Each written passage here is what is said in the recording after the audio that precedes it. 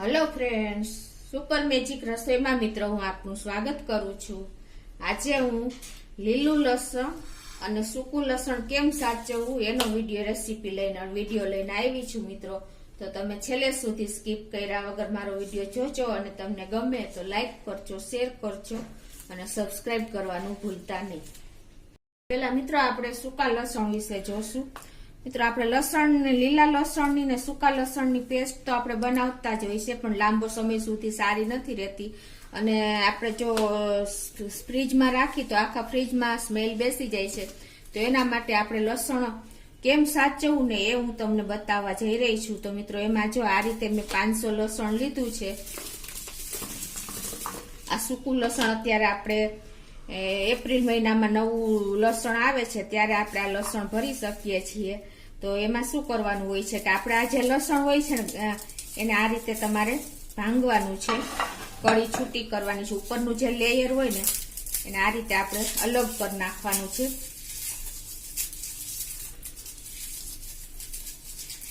અને એની એકદમ બધી કળીઓ આપણે આ રીતે છૂટી કરી અને મૂકતા જાશું પ્લેટમાં।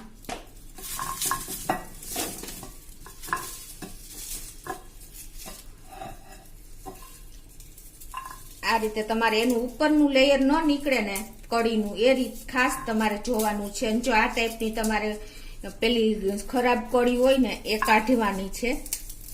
આ રીતે તમારે એક એક કળી બધી ઉપરના આપણે જે લસણનો ગાંઠિયો એનું લેયર તમે કાઢી નાખો એટલે ઓટોમેટિક તમે જોઈ શકો છો કે આ રીતે કળી દેખાય છે। તો આ કળી તમારે બધી અલગ કરી લેવાની છે અને કોઈ લીલી કળી હોય, કોઈ ખરાબ કળી હોય એ બધી તમારે કાઢી નાખવાની છે। તમે જોઈ શકો છો હું કઈ રીતે બધું અલગ કરું છું। અને આ આખો લસણનો જે ગાંઠિયો હોય એમાંથી તમારે ઉપરનું લેયર ન નીકળે ને એ તમારે ખાસ ધ્યાન રાખવાનું છે કળીનું, નહીતર તમારું લસણ બગડવાના ચાન્સીસ રહે છે મિત્રો। આ રીતે ઉપરનું ગાંઠિયાનું લેયર જો હું છૂટું કરું છું પછી એમાંથી કળી અલગ કરી લઉં છું। મિત્રો આપણે જે અત્યારે હું તમને બતાવું છું આ સૂકું લસણ આપણે આખું વર્ષ સાચવી શકીએ છીએ અને લીલું લસણ હું તમને બતાવીશ 6 મહિના સુધી આપણે સાચવી શકીએ। તો એના માટે આપણે જે હું તમને આ બધા સ્ટેપ બતાવું છું ને એ બધા સ્ટેપ તમારે અનુસરવા પડશે, એટલે તમે એક પણ સ્ટેપ સ્કીપ કર્યા વગર મારો વિડીયો જોજો તો તમે આખું વર્ષ લસણ એવું ને એવું રહેશે મિત્રો। જો મેં આપણે લસણના ગાંઠિયામાંથી આ રીતે બધી કળી છૂટી કરી લીધી છે। આમાં આપણે લસણ સિલેક્ટ કરીએ એમાં એવું નથી હોતું કે નાનું મોટું લસણ લઉં, માર્કેટમાં તો બધું નાનું મોટું મળતું જ હોય છે કળી વાળું લસણ, એટલે એમાં કોઈ વાંધો નહીં। પણ તમારે મેઇન શું જોવાનું છે કે આ રીતે તમારે જો ઉગેલું લસણ હોય કે સળેલી લસણની કળી હોય એ કાઢી લેવાની છે। એ તમે જો સ્ટોર કરવામાં રાખશો ને તો બધું લસણ તમારું બગાડશે। આ રીતે ઉપર જો કળીનું ઉપરનું લેયર નીકળી ગયું હોય ને કળી ફોલાઈ ગઈ હોય ને તો એ પણ લઈ લેવાની, કેમ કે એ પણ આપણે આખું વર્ષ લસણ સ્ટોર કરી છે ને એમાં હશે ને તો આપણે આખા વર્ષનું લસણ બગડી જશે। તો તમે આ રીતે એકદમ સરસ ચોખ્ખી અને બગડેલ કળી વગરની તમારે બધી કળીઓ ભેગી કરવાની છે અને આ લસણ તમે આખું વર્ષ સ્ટોર કરી શકશો મિત્રો। એના માટે શું કરવાનું છે, આ રીતે કળી છૂટી કરીને પછી તમારે આ એલ્યુમિનિયમ ફોઇલ આવે છે, આપણે જે સિલ્વર ફોઇલ આવે છે એ લેવાની છે। એનો આપણે એક ટુકડો લઈ લેશું। આ રીતે આપણે એક મોટો ચોરસ કટકો લઈ લેશું, આપણે 250 લસણ ભરાય એવડો, અને એને આપણે આ રીતે કટ કરી લેશું। તો હવે મિત્રો આમાં આપણે આ લસણ જે છે એ આવી રીતે તમારે વચ્ચે આ રીતે કળી રાખી દેવાની છે અને આ રીતે તમારે બધી સાઈડથી એર કાઢતા જવાનું છે અને આપણે સિલ્વર ફોઇલ પેક કરતા જવાનું છે। તમે જોઈ શકો છો વચ્ચે રાખીને આ રીતે તમારે એકદમ સરસ પ્રેસ કરતું જવાનું છે ને એર ન રહે એ રીતે આપણે બધા ચારે બાજુથી એના પડ આવી રીતે વાળતા જવાના છે મિત્રો। તમે જોઈ શકો છો એટલે ઉપરનું આપણું એકદમ સરસ લેયર આવી જશે સિલ્વર ફોઇલનું।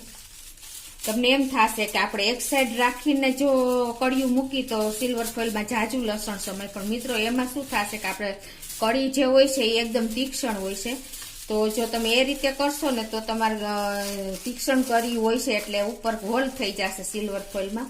તો આ રીતે તમે કરશો તો તમારે આ રીતે ઉપર 4 લેયર આવી જશે પેકેટમાં, અને એકદમ સેફટી આપણું લસણ પેક થઈ જશે. તમે જોઈ શકો છો આ રીતે તમારે પેક કરવાનું છે. અને આને પછી આપણે આવી રીતે જીપ બેગ હોય છે જે એમાં આપણે મૂકી દેવાનું છે પેકેટ. તમે જો આમ 250 ના પેક આવી રીતે તૈયાર કરશો ને મિત્રો તો તમને કોઈ વાંધો નહીં આવે. તમારે જ્યારે એક પેકેટ ખોલશો તો બીજું પેકેટ તમારે ઇઝીલી સેફ રહેશે. આ રીતે તમારે જીપ બેગમાંથી આવી રીતે એર કાઢતી જવાની અને સિલ્વર આ બેગ પેક કરી દેવાની છે. જીપ બેગ આ રીતે તમારે જો એમાં એર રહેશે ને તો પણ તમારે બગડવાના ચાન્સીસ રહેશે, એટલે તમારે એર કાઢીને પછી જ બેગ પેક કરવાની છે. તમે જોઈ શકો છો આ રીતે, અને આવી રીતે તમારે રાખી દેવાની છે. એ જ રીતે હું બીજી બેગ પેક કરી લઈશ. એ જ રીતે હું આ બીજી પેકેટ તૈયાર કરી લઉં છું મિત્રો. આ રીતે આપણે સિલ્વર ફોઇલ લઈને, આ સિલ્વર ફોઇલનો મિત્રો ગુણધર્મ એવો છે ને કે તમારી જે કન્સિસ્ટન્સી વસ્તુની હોય ને એ સાચવી રાખે છે, એટલે આ સિલ્વર ફોઇલ બહુ કામ લાગે છે મિત્રો. આ રીતે આપણે બીજું પેકેટ પણ 250 નું તૈયાર કરી લેશું.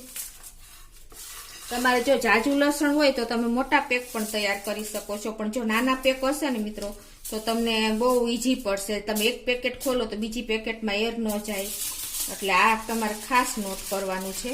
આ રીતે તમારે વચ્ચે પેક રાખીને આ રીતે જ ફોલ્ડ કરવાનું છે અને પ્રેસ કરતું જવાનું છે અને એર કાઢતી જવાની છે.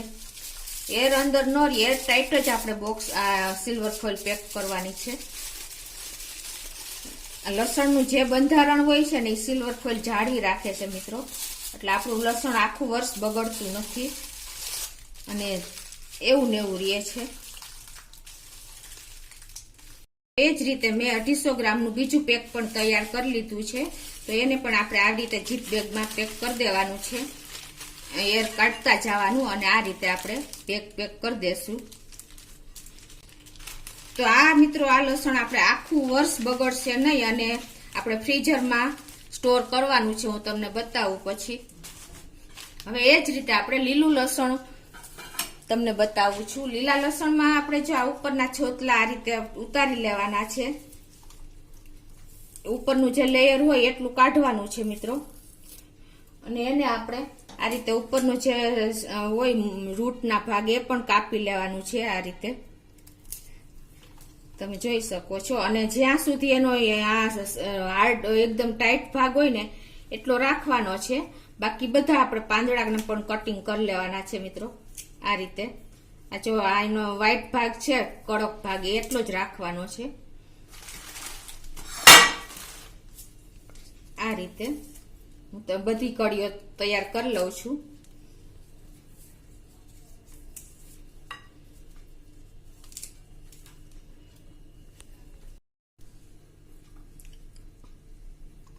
તો મિત્રો જો આ રીતે આપણે બધી કળી લસણની ફોલતી જવાની છે અને એનો ટાઈટ ભાગ હોય ત્યાં સુધી પાંદડા કાપી લેવાના છે આ રીતે.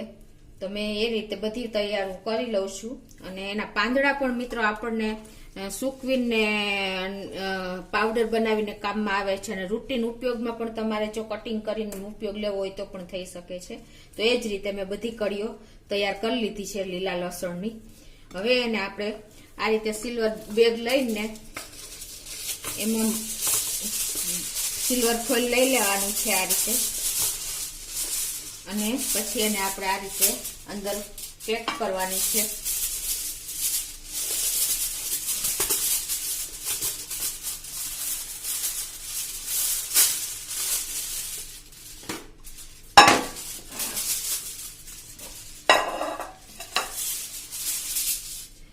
હવે આ બધી કળીઓ આપણે જે લીલા લસણની તૈયાર કરી છે અને આ રીતે આપણે આ રીતે આ શેપમાં રાખવાની છે, લાંબી હોય એટલે.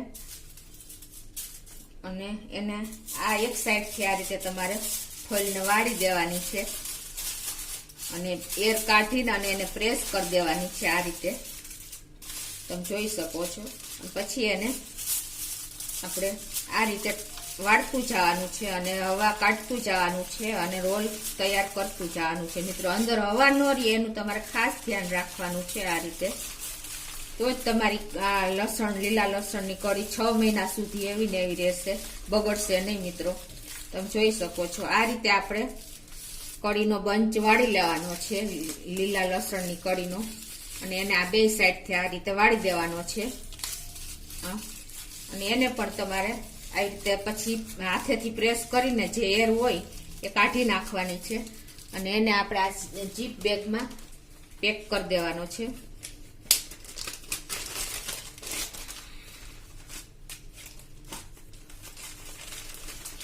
આ રીતે આ શેપમાં હોય એટલે તમારે આ રીતે રાખવાનો છે. જીપ બેગને પણ તમારે આ રીતે પ્રેસ કરીને એમાં પણ એર કાઢી નાખવાની છે, એટલે કોઈ પ્રોબ્લેમ જ તમારે ન આવે મિત્રો.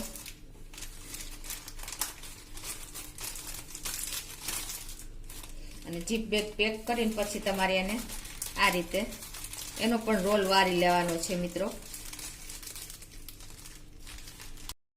તો મિત્રો આ રીતે તમે જો સૂકું લસણ 1 વર્ષ સુધી બગડશે નહીં, તમે આવી રીતે પેક કરશો સિલ્વર ફોઇલમાં જીપ બેગમાં, અને લીલું લસણ 6 મહિના સુધી મિત્રો બગડશે નહીં. તો એને કઈ રીતે ફ્રીઝરમાં ખાના મૂકવું એ પણ હું તમને બતાવી દઉં. તો એને આ રીતે આપણે ડીપ ફ્રીજ, આપણે જે ફ્રીઝર હોય છે એમાં જે આપણે એકદમ ડ્રાય જગ્યા હોય છે, ડ્રાય બોક્સ, એની એ જગ્યાએ મૂકવાનું છે. જ્યાં આઈસનું પાણી પડતું હોય ને એવી જગ્યા નથી સિલેક્ટ કરવાની. આપણે ફ્રીજમાં આખું વર્ષ સૂકું લસણ રહે છે. ટૂંકમાં એને પાણીનો ટચ ન થવું જોઈએ, આઈસનો ટચ.